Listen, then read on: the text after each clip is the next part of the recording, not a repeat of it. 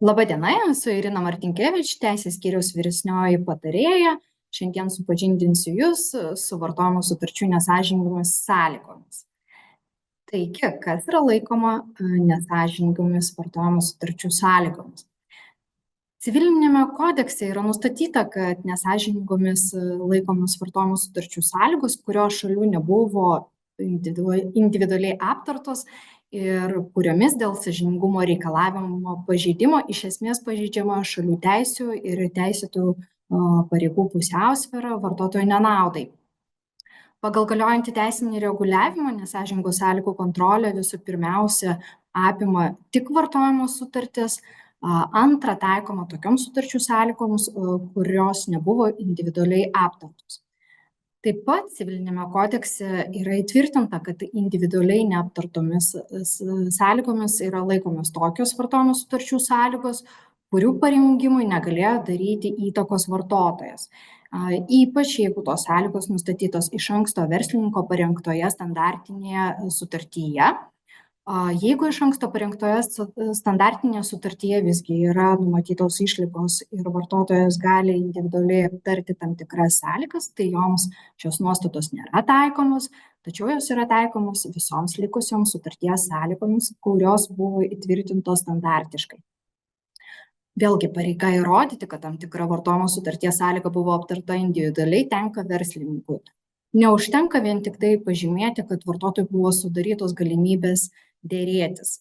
Būtina įrodyti, kad tikrai tokią galimybę vartotojas turėjo ir kad taip pats vartotojas atsisakė ir nesidėrėjo dėl sąlygų ir priėmė tai, kas buvo pasiūlyta. Tai yra, kad jam tos sąlygos buvo tinkamos. Taigi, nesąžiningomis laikomos vartojimo sutarčių sąlygos, kurios atitinka vieną arba keletą iš civilinėme kodekse įtvirtintų nustatytų 18 pavyzdinių kriterijų.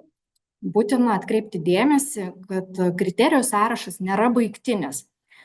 Nesąžiningomis gali būti pripažįstamos ir kitokios vartojimo sutarties sąlygos, kurios iš esmės pažeidžia vartotojo teises ir teisėtus interesus.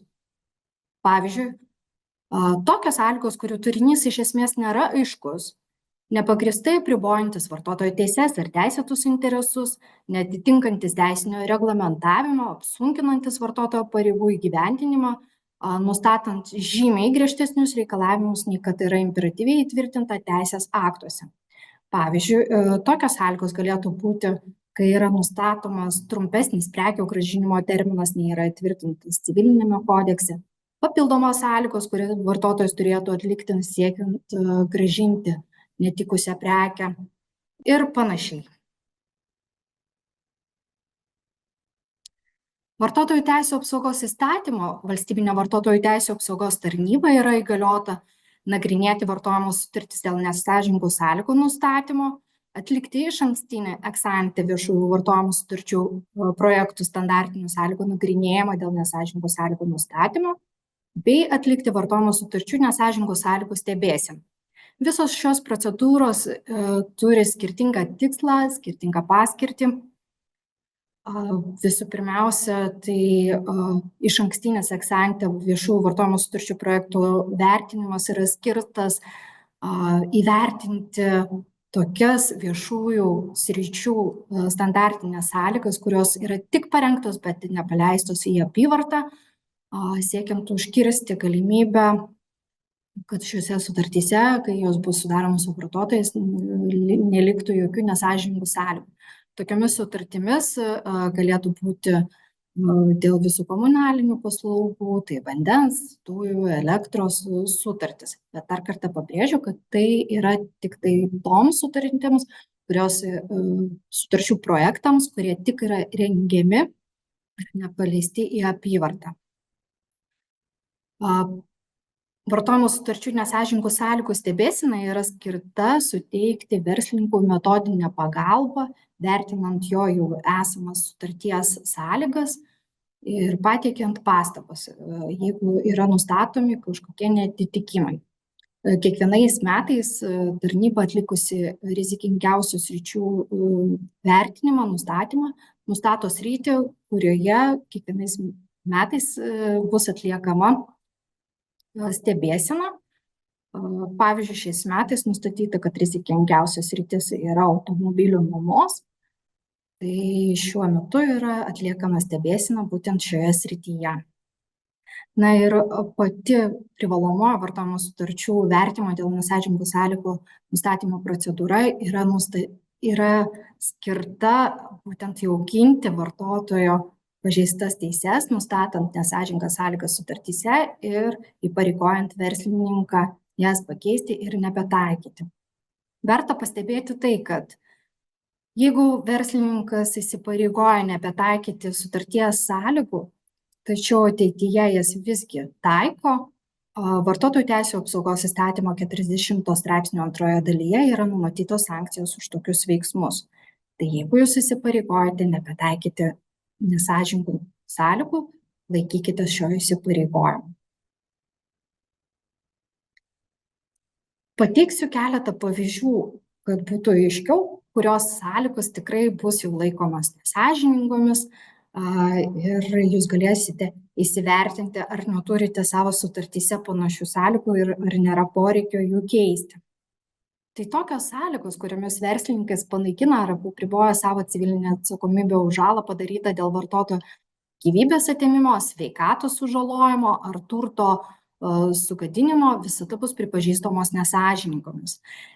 Formuluotės gali skambėti įvairiai ir keletas jų yra tokių, kad paslaugos teikėjas neatsako už paslaugos teikimo metu vartotojo patirtą žalą, paslaugos teikėjas neatsako už paslaugos teikimo metu vartotojo paliktus asmeninius daiktus, jų saugumą.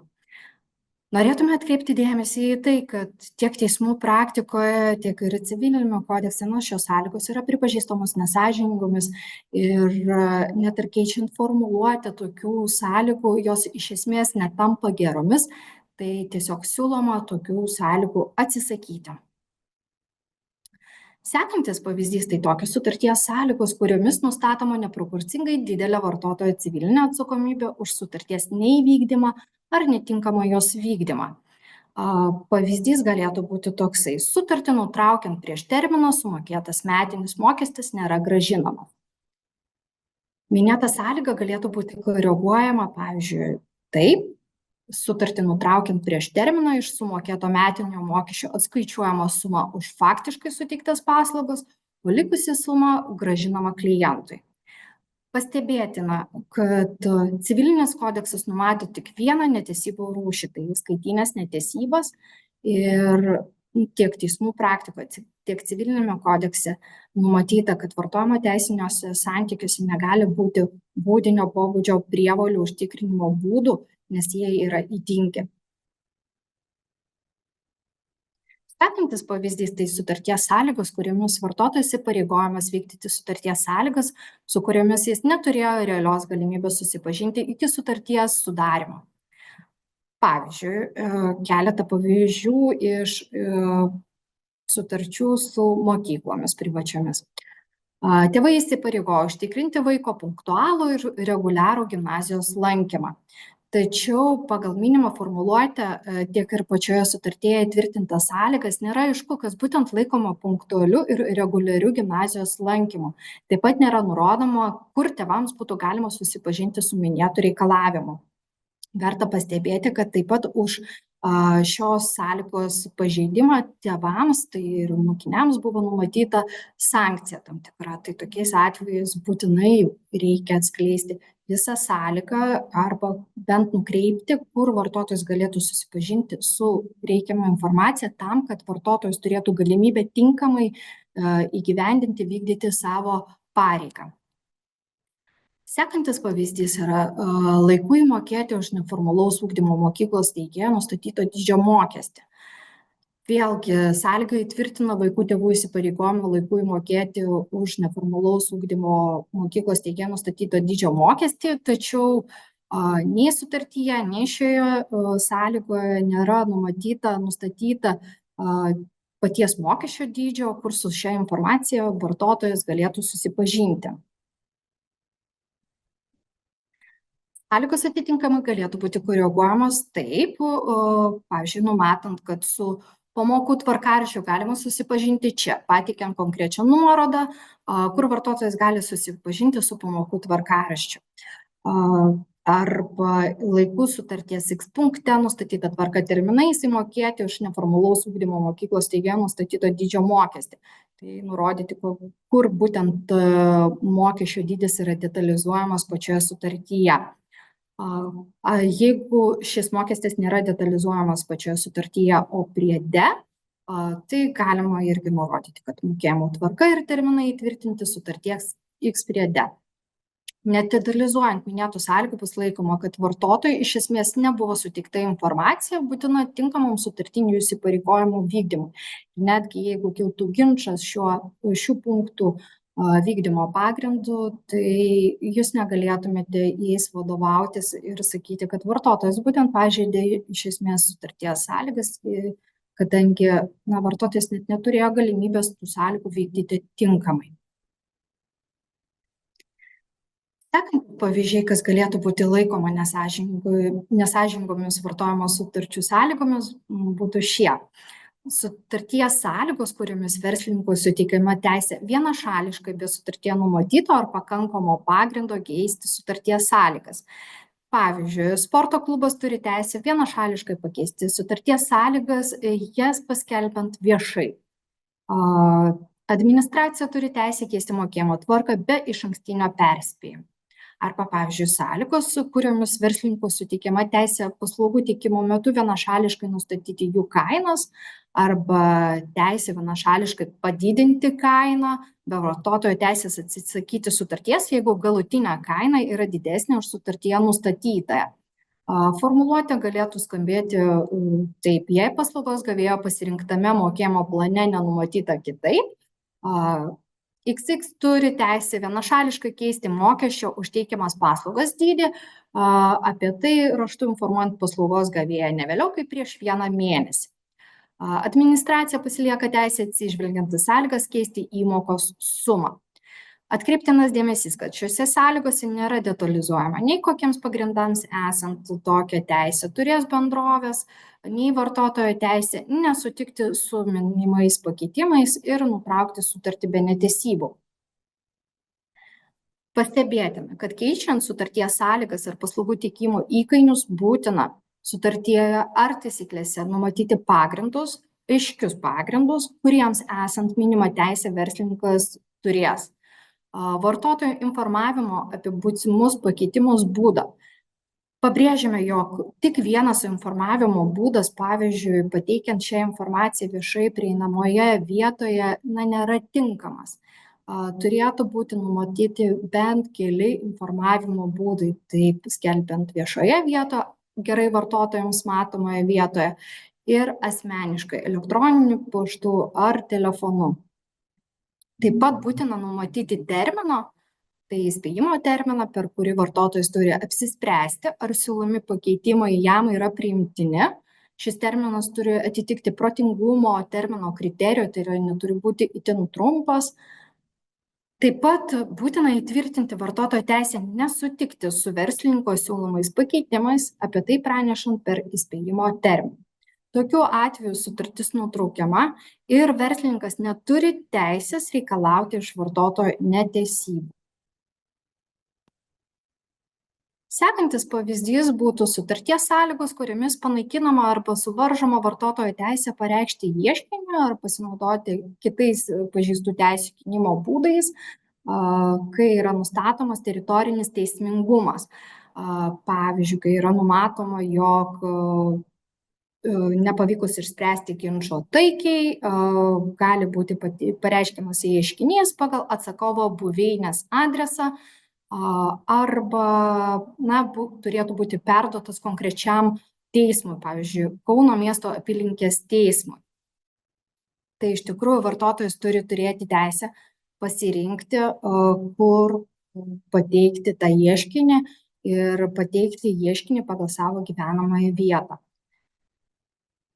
Taip pat nesąžiningomis sąlygomis galėtų būti laikomas tokios sąlygos, kurių formuluotės yra tokios, kad vartotojas įsipareigoja neprieštarauti, kad informacija apie vartotojo dalyvavimą renginiuose, nuotrauka, jos dalis ar kitoks vartotojo atvaizdas būtų panaudoti tinklalapyje ir kitose informavimo priemonėse. Neprieštarauti, kad vaiko asmens duomenys būtų tvarkomi ir saugomi asmens bylose.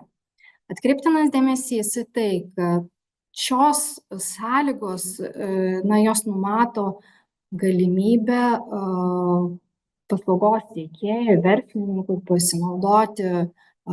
panaudoti savo veikloje vartotojo atvaizdą ar tvarkyti asmens duomenis. Pagal duomenų apsaugos reglamentą tokie sutikimai turėtų būti išreiškiami aktyviais veiksmais, o neįtvirtinami tiesiog standartinėje sutartyje, kurioje net nėra numatyta galimybė vartotojo aktyviais veiksmais tokį sutikimą, prieštaravimą ar neprieštaravimą išreikšti. Tai šios sąlygos taip pat būtų laikomos nesąžiningomis ir jas būtina keisti. Kodėl verta turėti sąžiningas sąlygas? Tai turėdami aiškias ir sąžiningas sutarties sąlygas, jūs sutaupysite laiko, kadangi nebus jokio pagrindo kilti ginčams, išvengsite nereikalingų ginčų ir žalos savo reputacijai, bei apsaugosite savo verslą. Rengiant sutarties sąlygas, siūlome visada atkreipti dėmesį į pačių sutarčių sąlygų formuluotes. Jos turėtų būti pakankamai trumpios ir aiškios. Kai jūs parengėte sutarties sąlygas, leiskite paskaityti savo artimajam ir paklauskite, ar jūs suvokėte tai, kas yra ten įtvirtinta. Nes kartais, kas mums atrodo paprasta ir lengva, kitam žmogui yra sudėtinga. Niekada neįtvirtinkite tokių sąlygų, kurios visgi numatytų kažkokias išlygas ir papildomas naudas vien tik tai jums. Nes santykiuose, ypač vartojimo santykiuose, santykis turėtų būti abipusis ir lygiavertis. Daugiau informacijos galite rasti šiuose nuorodose. Ačiū, kad dalyvavote ir išklausėte pranešimą.